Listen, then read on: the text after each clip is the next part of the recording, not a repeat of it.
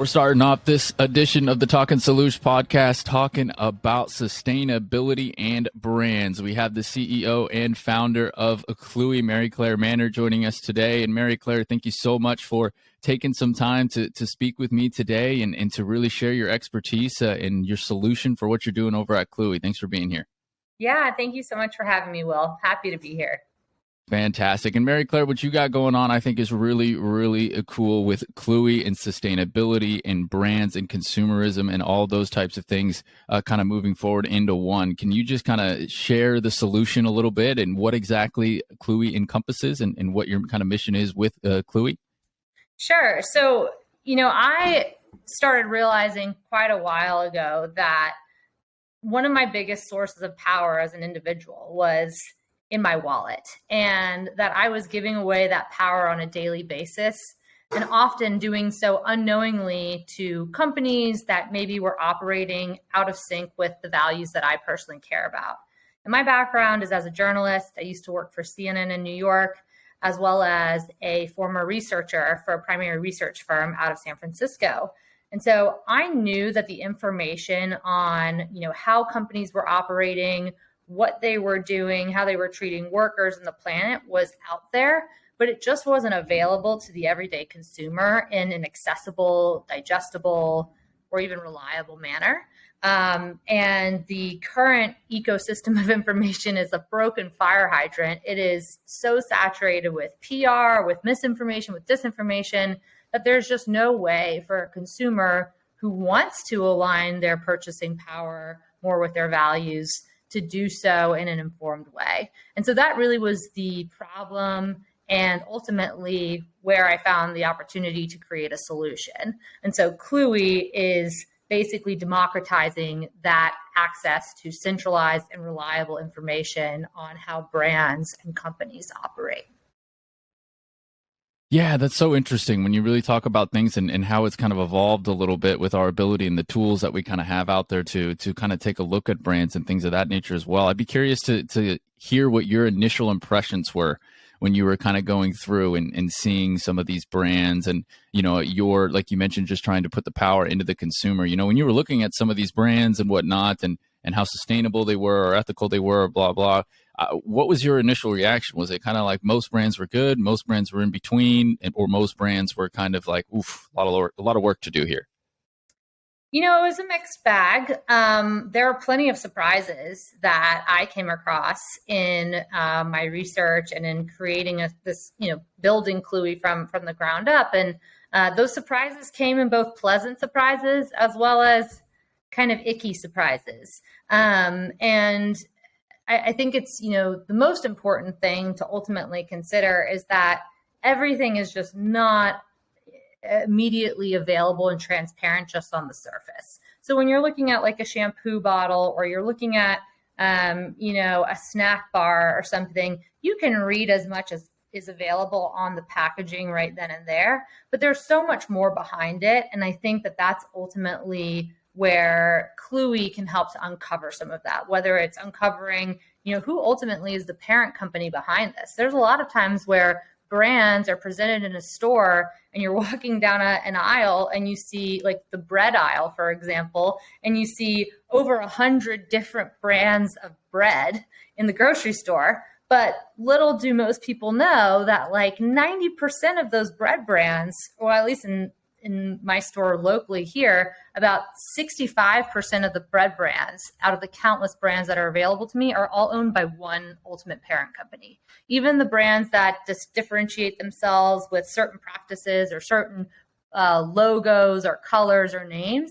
And that's just unknown by most people. And it's not to the fault of the individual. It was set up that way to create this illusion of choice. And so for me, going through this process and kind of starting the research process, getting, our data up and running and pulling all these data sources together, I think the most surprising thing was how much information is out there and how it's just lying right beneath the surface. And that's really all that we're trying to do, is we're trying to bring it out from the surface. So, whether or not, where brands lie, I would say it's totally a mixed bag. Like, you have plenty of companies that are operating we score our brands on an A through F scale for people and planet impacts. And you have plenty that are operating in the D and F ranges, but you have plenty that are operating in the middle. And you even have a good amount, plenty enough to make good purchases on a regular basis, operating in the B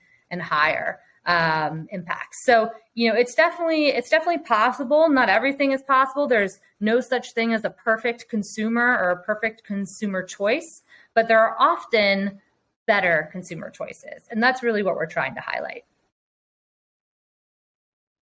Right. Really kind of empower that consumer to get as much knowledge as possible to kind of make that educated decision, however that choice is that they may be. I think that's fantastic. I'm really curious to know, though, within the brands, because I don't know if everybody knows this. I mean, you mentioned just seeing, having a company that has a parent company and then they have 10 different brands and the illusion of choice, like you mentioned.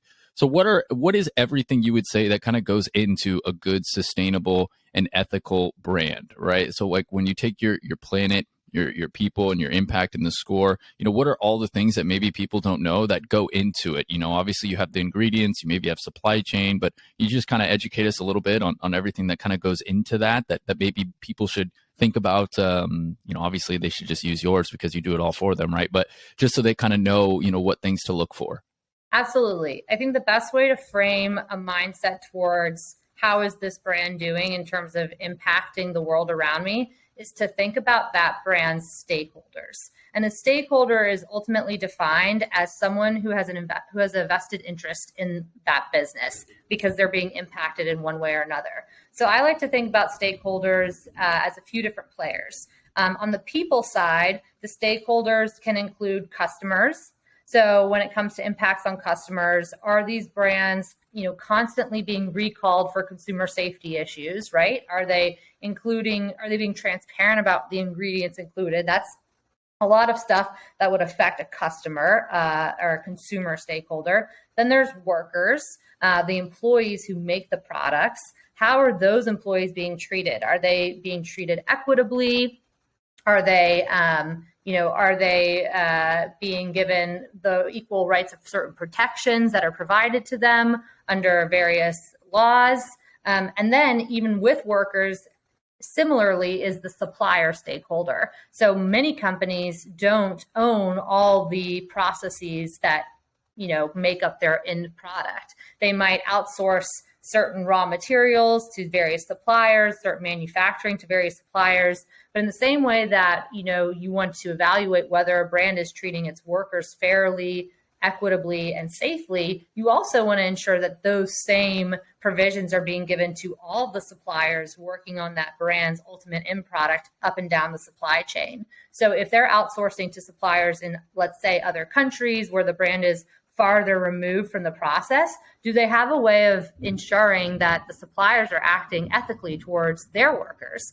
Then, of course, another personal or people stakeholder is the shareholder. The shareholder are investors in the company. For many brands who are owned by publicly traded companies, that means people who own that company's stock on the stock market. Are the brands treating those stakeholders equitably? I know that probably doesn't come off to people as like, why would I care if a brand is treating their wealthy investors equitably or not? But that's important too, because that's things like, are they transparent with their financial disclosures? Are they engaging in anything such as financial fraud? If a company is willing to do, kind of cross into gray areas in some areas of ethics or business ethics, that probably means they're willing to cross into gray areas elsewhere.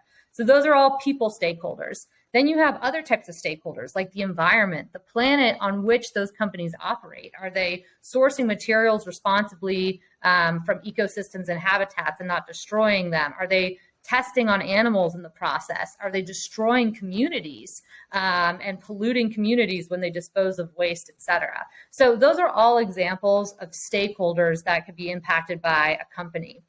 Now, certain companies have different relevancies with stakeholders. Like Facebook, for example, creates a tech product that you access on the web, right? They're not necessarily extracting raw materials to physically make something. So Facebook stakeholders look a little bit different, but something that's really important about Facebook stakeholders are they protecting their consumers in terms of privacy, in terms of access to misinformation, disinformation. That's a great example where stakeholders have a different set of relevancy depending on what it is that the company does. So that's what I would encourage consumers is critically think about who are the stakeholders impacted by this company and what they do, and how is that company performing in terms of protecting all of those stakeholders. Right. Yeah. You raised so many good points there about just the amount, number one, of factors to really consider, which is why you have such a great solution, right? Because you can really give the consumer all that information without them having to go do the homework and doing all that, right? So that's obviously a great thing there. But yeah, you mentioned all those things, whether it goes through the stakeholders, the environment, the planet, and obviously a big problem that we've had. And, really, I guess the last 100+ years of roughly the age of consumerism, more specifically the last 50, 60, where it really just was all businesses needed were profits. Unfortunately, they did so by kind of cutting corners and maybe not being the most ethical, especially with all the information we're getting about the planet and the environment and everything that kind of goes into there now that we're more educated too. So I also want to kind of ask before we hop into the specifics of your solution and why everyone should use it, because we've just defined, the issues that's there and how you can use your platform to really get all that information and be more educated on that front. But I'd be curious to learn a little bit too about what you've been seeing from brands more specifically, maybe within the last 10 years, 5 years or so, and kind of seeing if your opinion, if they're starting to all trend kind of more so in this more sustainable, more ethical kind of process kind of going forward. Because you mentioned the shareholders and you mentioned how if it's a public traded company, a lot of us and a lot of people, especially since the pandemic, at least in the US, have really started to jump in on kind of retail investing, right? And kind of going into their own individual stocks. And a lot of them want their brands and their companies to do well. So in your opinion, do you kind of see the brands kind of trending upwards in a positive direction about this? Or would you say it's kind of stayed neutral or maybe even worse, a decline?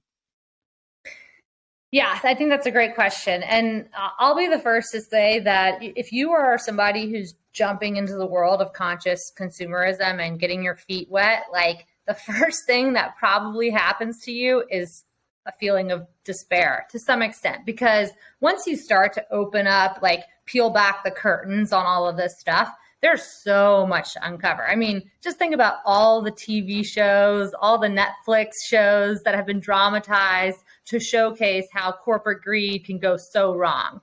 Absolutely, there's a lot of problems that we're facing in the world today, and absolutely money and how that interacts within our society is usually behind some of those problems, and we can tie back bad actors, whether intentionally or unintentionally, being the cause of those problems.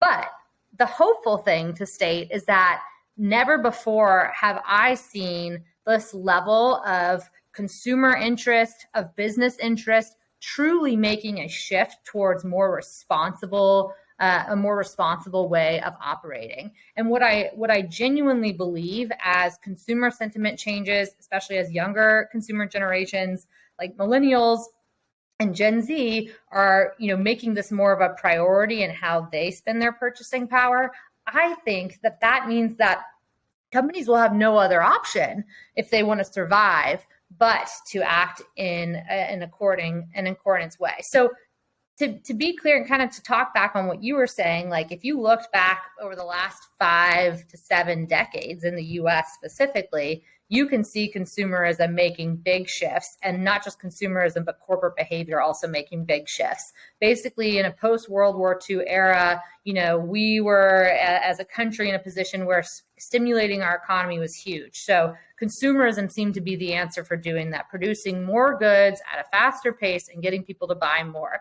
If you think back to maybe when your grandparents or great-grandparents were buying things like kitchen appliances, those kitchen appliances lasted for could last for literally 100 years. Like they were made to last. Appliances and things today, like this thing right here, I have to get a new one every 2 years. And that's done on purpose to consistently incentivize the system of stimulating our economy, which is based on consumerism. Now, whether you think that's a bad thing or a good thing, we're not necessarily here to make that judgment call. But what we are here to say is like, this is the reality that we live in, and there's probably a better way that it can currently happen. And we think that companies that are responding to that challenge and who are shifting that narrative of, okay, it shouldn't be profits at all costs. We shouldn't look at workers as a cost line versus an asset. All these different things that companies can do better. Those companies who are answering that call and answering that challenge are becoming leaders in their industry. They're being rewarded with more business by consumers. They're being touted as thought leaders in conferences and industry associations. And what that does is it creates a paradigm shift that you're either going to fall behind if you don't get on board with this new change. So I think that there's a lot of hope. I also think that there's a lot of reason to have despair, but that's kind of always been the case in human history. You really just have to choose to be an informed optimist, and an optimist not in a toxic way, an optimist in an informed and strategic way, because I really do think that that's how we're going to kind of move past these areas into a brighter and more hopeful future. Yeah, I couldn't agree more. I mean, I think you hit the nail on the head really with all that whole explanation, because, everything in human history is incremental change, right? I mean, it's weird because we're wired to expect things for now, like let's see that change now, but it doesn't work that way. It's got to be incremental. So I really like your thing about being an optimist, but an informed optimist with it as well, because, that's the best way forward. And, just to kind of add on to your point, I think that brands are going to continue to change. You mentioned the millennials and Gen Z, there's no denying in that statistically speaking, there we go. I'm the podcast host and I can't even speak English correct. Moving forward is they all care much more about this than maybe the older generations, where I shouldn't say maybe they don't care about it more, but they're more informed. We have the knowledge now and the information, but before this information wasn't available. So I also think that when they get into more power, they're moving into leadership positions. We'll see that kind of change as well. But I love it. We could talk all day about the problem, but let's get down to the solution. Let's get down to the solution and that optimism that you talked about, and how Cluey is kind of empowering that consumer a little bit for this information, for this knowledge. Of course, you've already mentioned it, a little bit about how the platform works when it kind of analyzes things like the people, analyzes things, the planet, and the overall impact on that front as well. What went into the decisions? What went into all of that kind of logic and thought process into, okay, these are all the things that we have to do to come in and make an overall score on a letter grading scale, A through F. What was kind of the thought process behind that? Why is that the method that you did? And why do you think that's such a great kind of scoring system to inform the consumers on Cluey? Yeah, absolutely. I mean, this is all driven, for what it's worth, any strategic decisions that we've made of how we display the information, how we gather the information, where even we gather it from to some extent, is driven by our users and our consumers' desires. And when I say our consumers, I really mean consumers of our technical product. We don't make anything physical, to be clear. But those desires, came from countless interviews and phone calls and Zoom meetings of what people really cared about. And there's a couple things that we learned. The first is that people care about a lot of different things, particularly in the US. It's not like we are a very individualistic country. People have unique values, and they're very, in some cases, regionalized by where they live. In some cases, it's very maybe gender specific based on their lived experiences, or based on a variety of other factors that might affect different people differently. And so what that showed to us is that we wanted to be as holistic as possible in the impacts that we were showing, and it couldn't just be environmental impacts, even though that's obviously a very big part of this equation. But we knew that there were going to be plenty of people who cared more about what politicians are these brands donating to than maybe they cared about the environment. And what we wanted to do is we wanted to provide as much access to as much information as possible in a digestible way, but breaking out those points. So that way, if somebody was really driven by environmentalism, they could dive deeper into that with our product. If they were really driven by political impacts, they could dive deeper into that, whatever the issue may be. Some people are very single issue driven. We have one of the most popular single issues that amongst our users is not wanting to buy products with, that aren't cruelty free. They care deeply about animal cruelty, so there's so many different things that people really, really sink their teeth into. And so we wanted to first find the best in class sources that were out there. That's really where my background as a journalist and as a former researcher came in. I like to say that my expertise is in finding expertise. So figuring out, interviewing people, interviewing experts on what data sources they see as the best of the best in the industry for, what's the best label for animal cruelty, for example, or cruelty free. What's the best ESG ratings provider? And I'd be happy to kind of talk about ESG a little bit more if that's needed. What's the best source for identifying, fair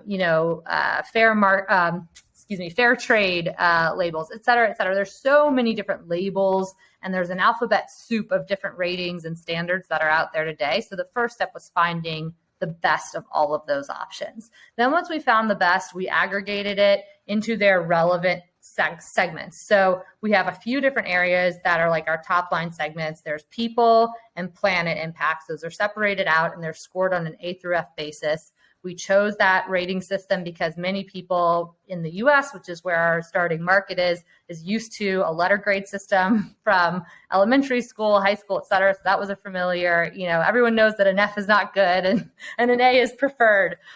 So that's where we got kind of those two pieces from. And those pieces are aggregated from multiple sources.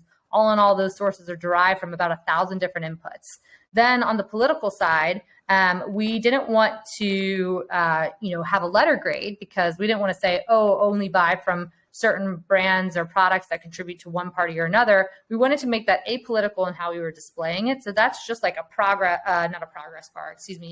percentage bar. So you could see that the parent company of this brand has contributed X amount in the last 3 federal election cycles to, this party over that party. So that's how that's displayed. And then there's all these other little things that we include and plan to include in upcoming updates with our product. So if somebody wants to buy from only women-owned brands, including data sources like that as well. So that way people can really kind of pick and choose, choose their own adventure of what matters most to them, recognizing that everyone's values are different and allowing and empowering those people to buy in line with those values is ultimately the goal.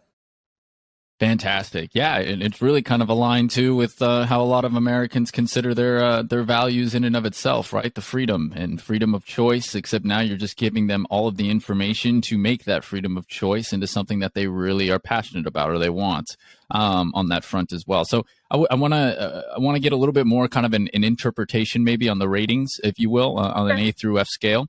So is it kind of, is it like a very good B, A is excellent, C is average, D is below average, F is awful type thing? Is that how people kind of can interpret it? Or is it kind of subjective where you just kind of like, I only want B++ brands or kind of how does that work?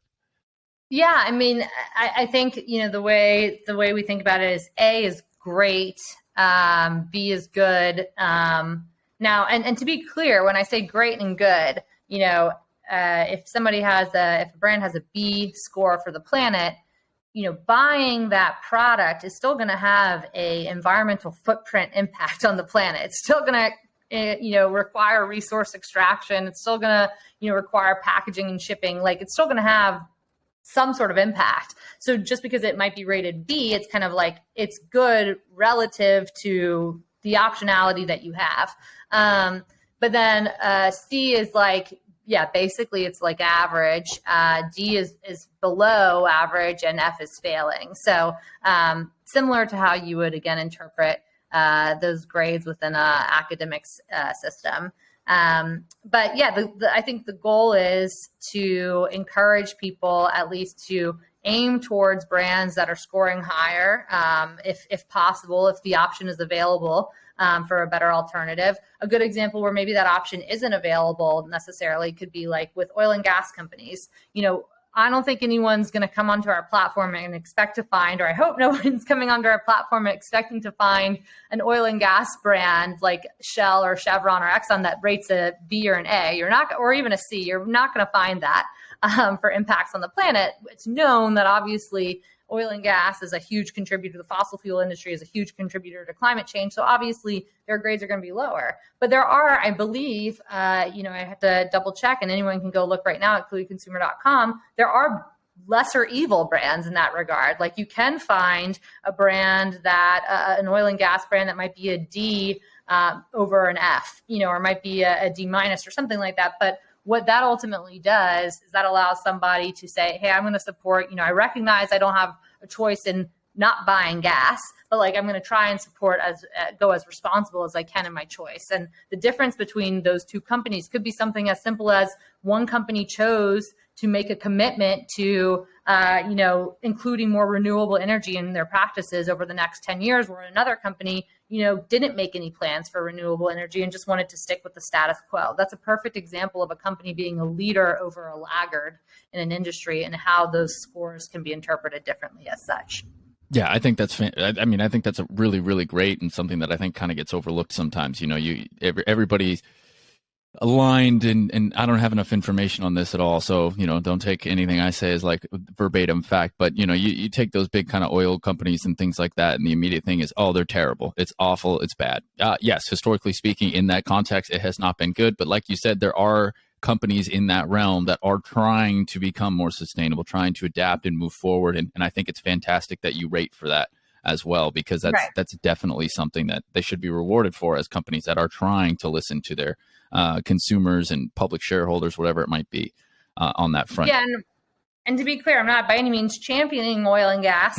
No. But I'm just saying, I'm living in reality. And I think that's ultimately what Cluey tries to do, is we live in the reality that we currently exist in, and we need to meet consumers where they're at. So to expect that everybody all of a sudden could just, stop living on oil and gas overnight is not pragmatic, and it's not reasonable to expect. But what we can do is we can move the needle by, affecting collectively the bottom line of certain companies to encourage change.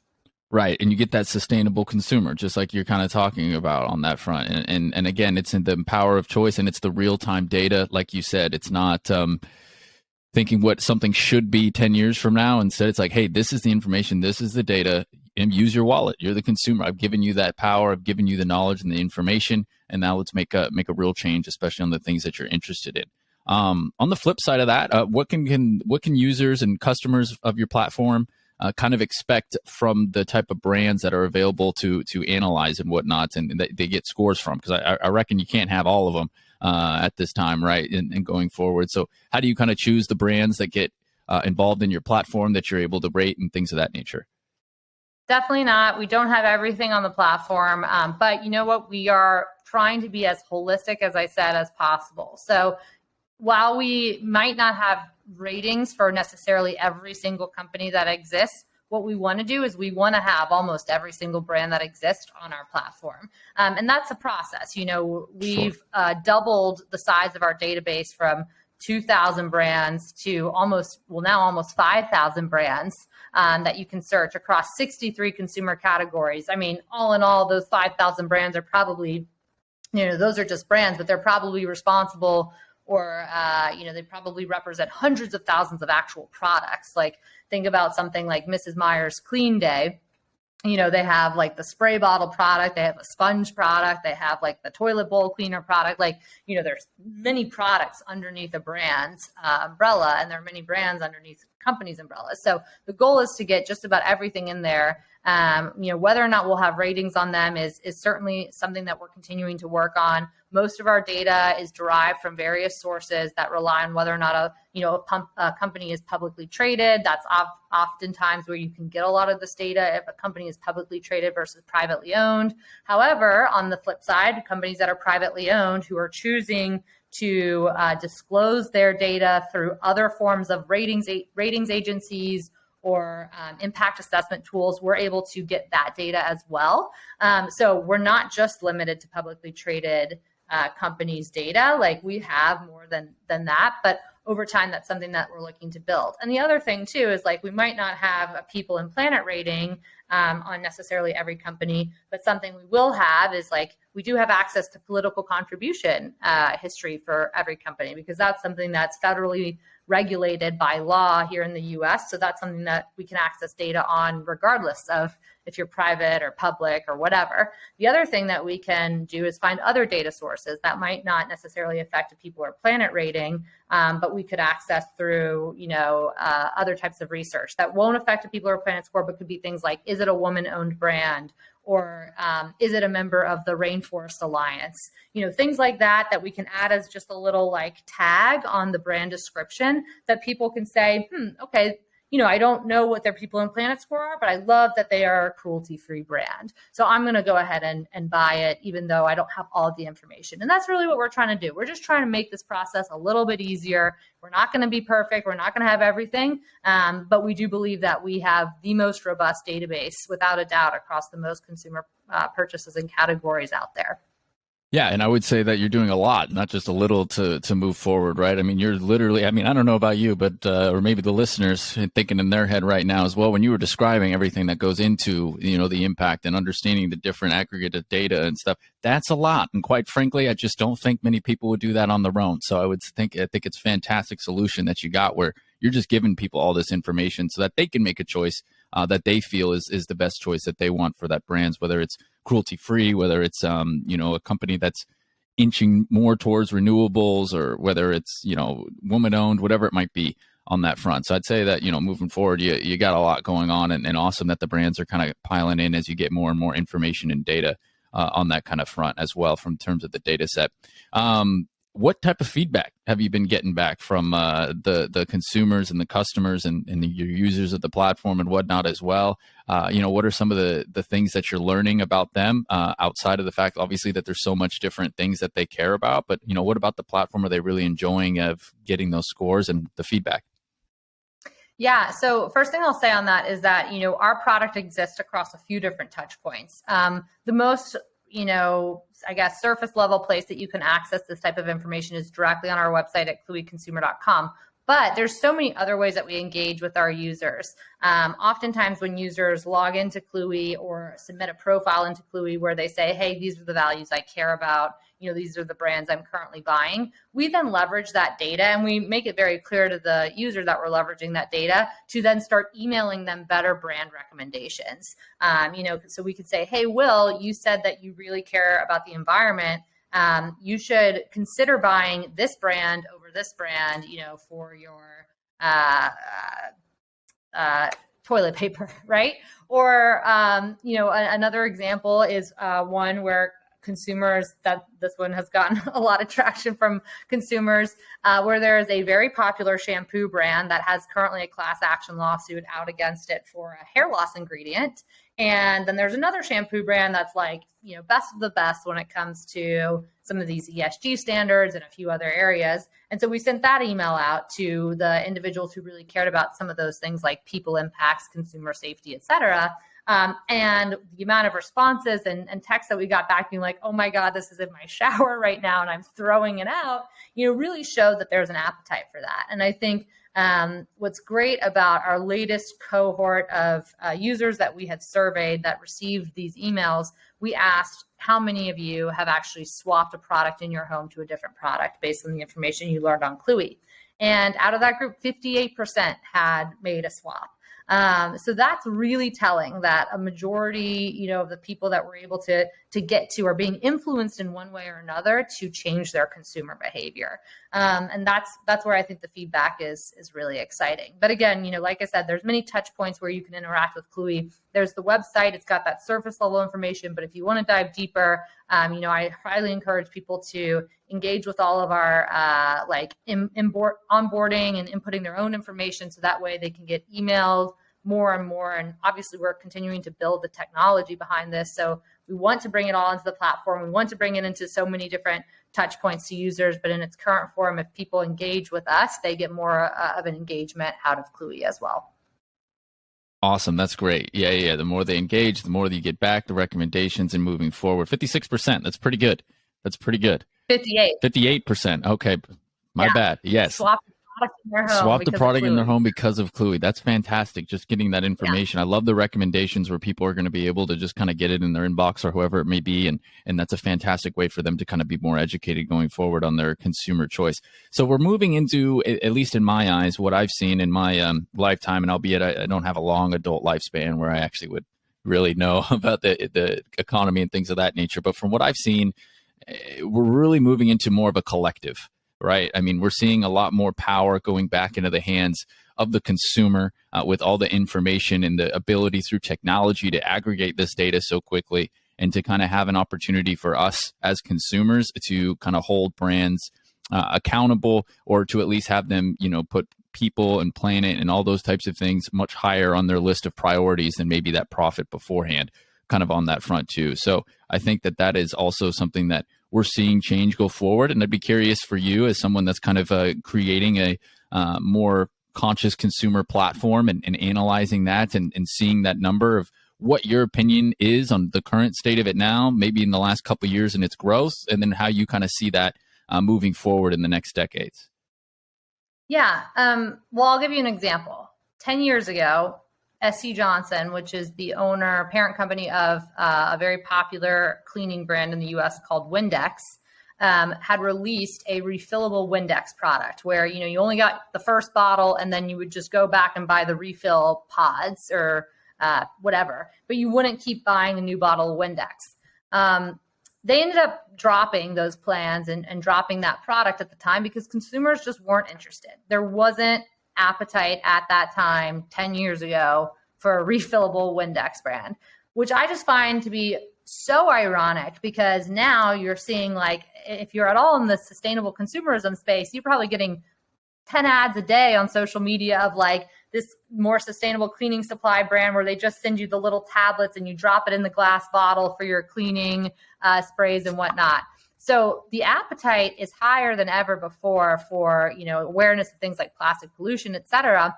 And now SC Johnson, a major corporation, is bringing that refillable Windex product back on the market because the appetite is there. And I think that's just so telling that the opportunity to change exists. Like, companies, when they're, feet are held to the fire, they will make the change if they have the right incentives in place. And the incentives are consumer behavior. Like, that is the incentive, is consumer behavior. And it has to happen collectively. And so I want to really, if anybody is listening, to take anything else away from this, it should be, the number one thing should be like, individual change totally makes a difference. And don't let anybody tell you otherwise. Obviously, it has to happen collectively, but the time really is now for that opportunity for that, like, group movement to take hold. And part of that is because we're a more globalized world. Access to information is more global. There's so many different reasons, as all the ills of society that come from a globalized information society, there are lots of benefits too. And I guess the point is that it's 100% on the rise, and people should recognize that and recognize that choices do matter. Like, by no means will one consumer decision change the world, but one consumer decision can change the world when it's, added up against so many others. So it's really just shifting that mindset. Exactly. The mindset, the one action, say, hey, my friend's going to do it. It's a snowball effect, really, is what it is. It just, one person does it, and it rolls, it grows. And from a globalized perspective, we're seeing it everywhere, and more, the same thing. And, previous episode, we were talking about slow fashion and the ethical treatment of workers. 30, 40 years ago, people kind of heard about it. Now you can actually see a video of what those maybe workers are going through in other countries. Beforehand, you never know. Right. And so it's growing on that front, and I think it's fantastic. But, Maryclaire, I want to move forward a little bit too, and talk a little bit about how people can support, how people can use, how people can log in, how they can get on. You've talked a little bit on it, but, how can people listening, they go, you know what, Maryclaire's onto something here with the Cluey team and what they got going on. I want to be a part of it, use their brand.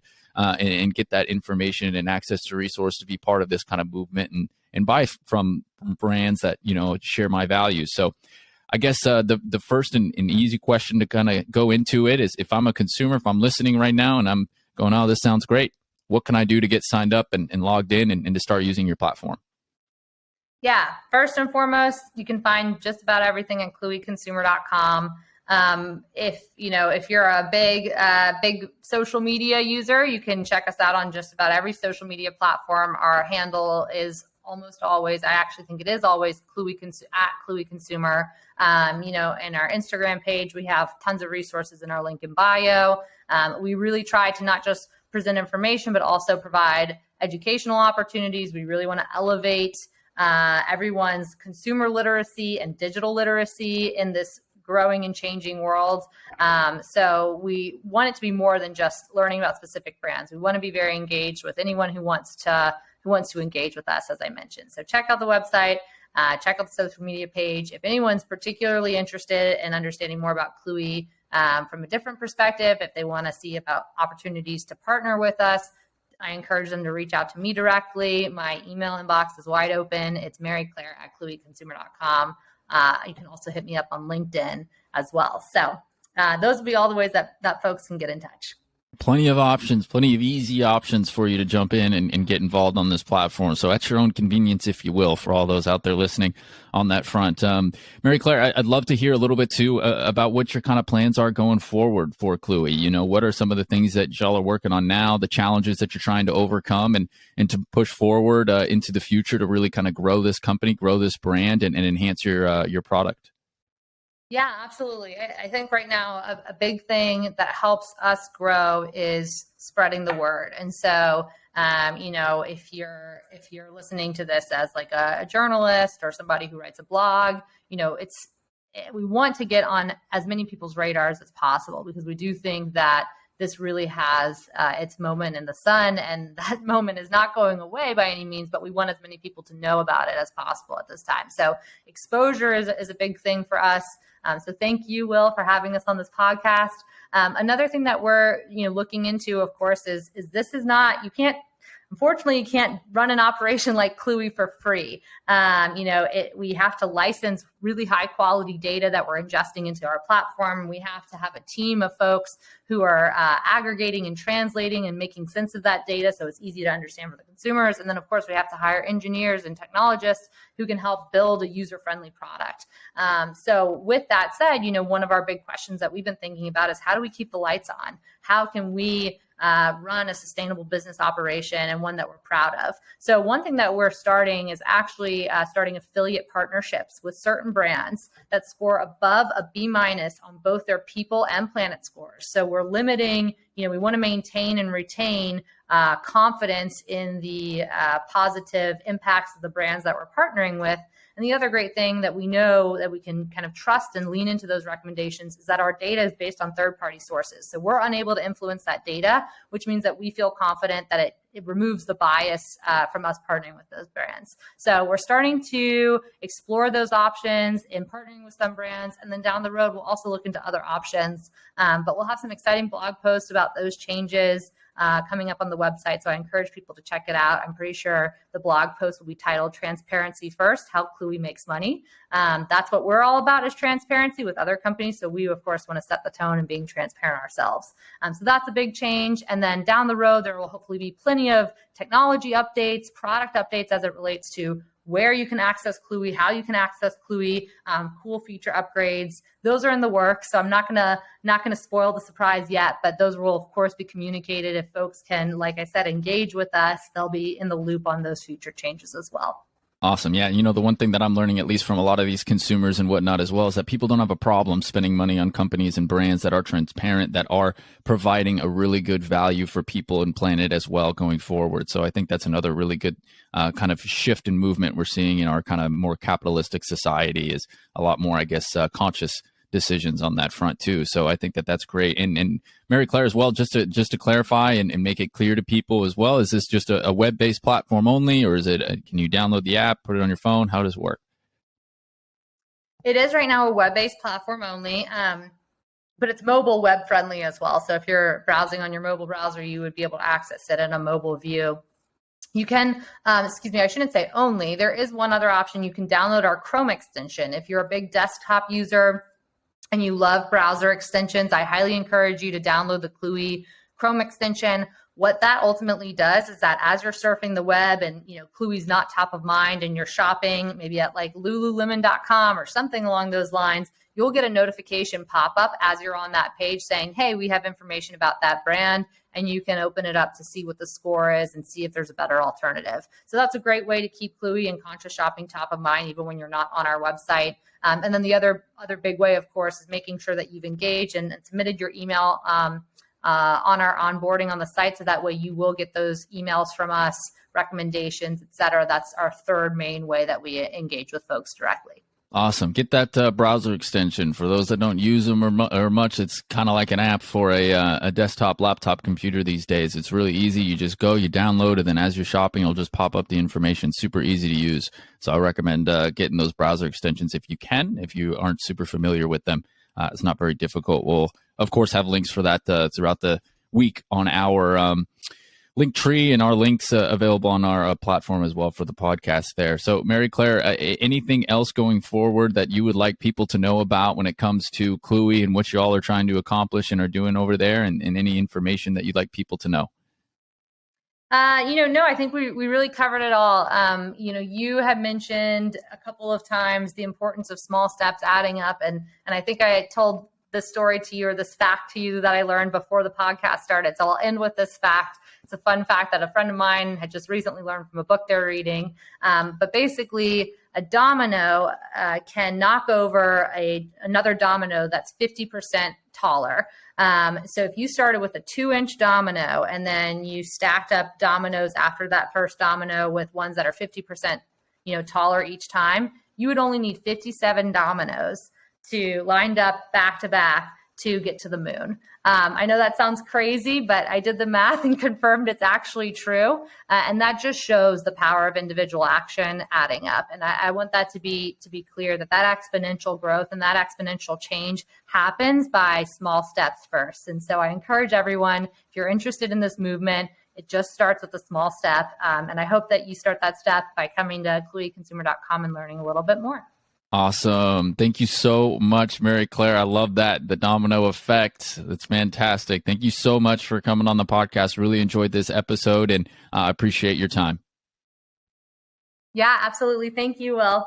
That is the CEO and founder of Cluey, Maryclaire Manard, joining us here on the Talkin Solutions podcast. She's got a fantastic solution to help empower consumers and give them information about their favorite brands, and to make better or more conscious decisions based on your own individual values. So it's a great platform for you to get all the information on that grading scale that she talked about, and make sure going forward that you can be a bit more of a conscious consumer, make more educated choices with whatever aligns with your values. So be sure to check them out at clueyconsumer.com. That is Cluey, Cluey, consumer, consumer.com. And then, of course, on their social media, as you mentioned, everything Cluey Consumer. So you can just type that in, and you can find that on across the social media pages on that front. But I'll make it easy for you. I promise. If you just head over to the Instagram channel, we'll have a link tree or the website as well, and you'll be able to get direct access to those links into Cluey if you're interested there. So